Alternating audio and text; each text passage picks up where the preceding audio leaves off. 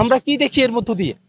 একদিকে BNP family কার্ডের কথা বলে, একদিকে বিএনপির প্রার্থী ভরসা মানুষকে শাড়ি লুঙ্গি দেয়, অন্যদিকে বিএনপির কর্মীরা, ভরসার কর্মীরা, সন্ত্রাসীরা মানুষের পরিবারগুলোকে ভেঙে তছনছ করে দেয়। মানুষের জীবন জীবিকার যে উপকরণগুলো আছে সেগুলো তারা লুটপাট করে নিয়ে যায়। একদিকে ফ্যামিলি কার্ডের কথা বলবে, অন্যদিকে মানুষের ফ্যামিলিগুলোতে লুটপাট চালাবে। একদিকে শাড়ি লুঙ্গি দিবে, অন্যদিকে মানুষের জীবন ধারণের উপকরণগুলোকে লুটপাট করে নিয়ে যাবে, স্বর্ণ টাকা পয়সা লুটপাট করে নিয়ে যাবে। এটাই হচ্ছে তাদের নীতি। এ কারণেই তাদের এই নীতির কথা মানুষেরা জানতো।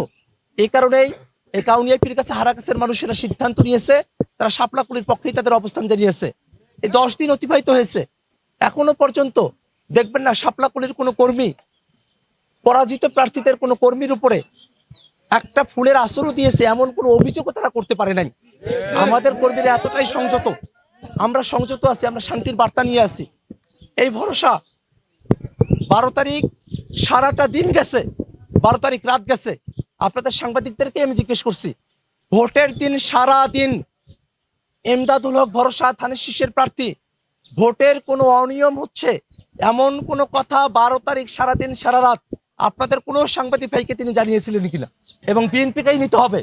বিএনপির হাইকমান্ডের প্রশ্রয়ে ভরসা এই সন্ত্রাস করার সুযোগ পেয়েছে। এই সন্ত্রাসী ভরসা এবং ভরসার সন্ত্রাসী বাহিনী, তাদের প্রত্যেককে আইনের আওতায় নিয়ে আসতে হবে। অত্যন্ত দুর্ভাগ্যের বিষয়, 10 দিন হয়ে গেছে, এখনো পর্যন্ত হারাগাছ পুলিশ অথবা রংপুর জেলা এবং মহানগরের পুলিশ বা আর্মি তারা কোনো সন্ত্রাসীকে এখনো পর্যন্ত গ্রেফতার করতে পারে নাই। এই জায়গাটা একটু প্রশাসন এখনো এখনো পর্যন্ত থেকে কোনো মামলা করা হয়েছে কিনা? যদি মামলা করে না থাকেন তাহলে কি প্রচলিত বিচার ব্যবস্থার প্রতি আস্থাহীনতা কাজ করছে কিনা? আমি অত্যন্ত দুঃখের বিষয়, আমার হারাগাছের নেতাকর্মীরা 10 দিন তারা তাদের বাড়িতে আসতে পারেননি। যারা তাদের বাড়িতে আসতে পারছেন না, তারা কিভাবে থানায় গিয়ে মামলা দায়ের করবেন? তারা আজকে এসেছেন এবং তারা মামলা করার প্রস্তুতি নিচ্ছেন, কিন্তু নির্বাচনকালীন সময় ছিল সেই সময়টাতে। 13 তারিখ তো নির্বাচনী আচরণবিধির আওতাধীন দিন।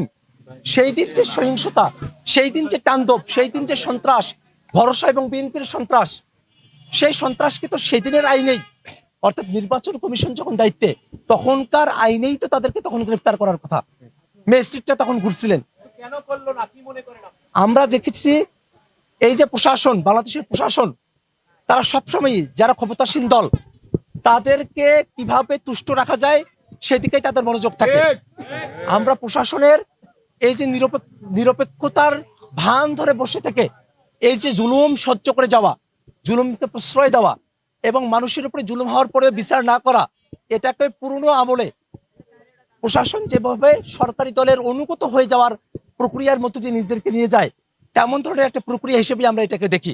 তারপরেও আমরা প্রশাসনের ভাইদের কাছে, প্রশাসনের কর্তাদের কাছে, পুলিশ বাহিনীর কাছে, আর্মির কাছে আমরা বিনীত কণ্ঠে আহ্বান জানাবো, এই হারাগাছে ভরসার সন্ত্রাসী বাহিনী যেসব বাড়িঘরে হামলা করেছে সেসব বাড়িঘরে হামলার বিচার তাদেরকে করতে হবে।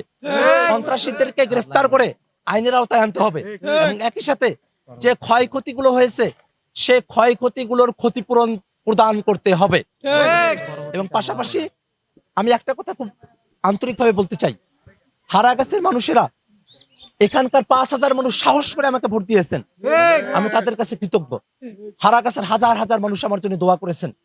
হারাগাছের মানুষেরা তারা জানেন যে কি ধরনের ভয় এবং ত্রাসের মধ্য দিয়ে তাদেরকে জীবন এখানে অতিবাহিত করতে হয়, কি ধরনের হুমকির মধ্য দিয়ে তাদেরকে যেতে হয়, কিভাবে তাদের জীবনকে জিম্মি করে ফেলা হয়েছে। আমরা হারাগাছের মানুষের জিম্মি দশা থেকে তাদেরকে মুক্ত করতে চাই।